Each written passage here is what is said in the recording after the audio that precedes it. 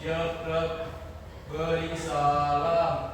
Assalamualaikum warahmatullahi wabarakatuh. Waalaikumsalam warahmatullahi wabarakatuh. Sudah siap belajar semua? Siap. Siapa adanya yang tak masuk? Ozi. Wahyu Aziz. Ada suratnya? Tidak ada. Tidak ada keterangan? Tidak ada. Apa?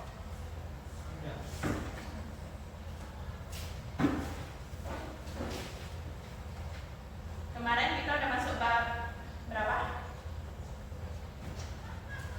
Bab 2? Bab 1? Bab 2. Kita masuk teks anekdot. Sekarang kita lanjut materinya. Siap belajar semua? Oke. Di sini ada yang namanya teks anekdot dan majas. Yang pertama materi. Dalam teks anekdot itu ada 3 materi.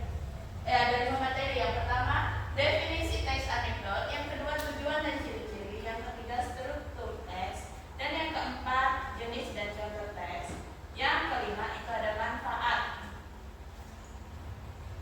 Yang pertama, definisi teks anekdot.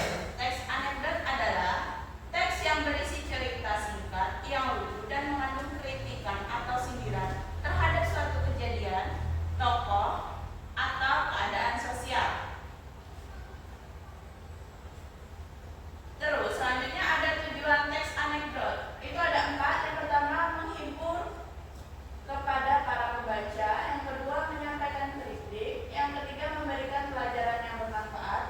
Yang keempat, menggambarkan situasi. Sampai sini ada yang ditanyakan?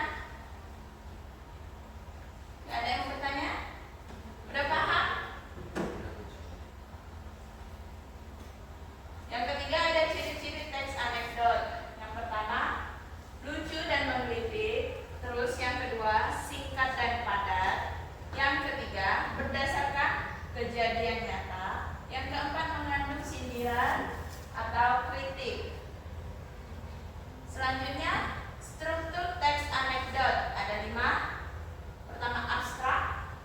Itu berisi tentang pengantar cerita. Yang kedua, orientasi. Itu menceritakan latar belakang cerita atau peristiwa. Yang ketiga, itu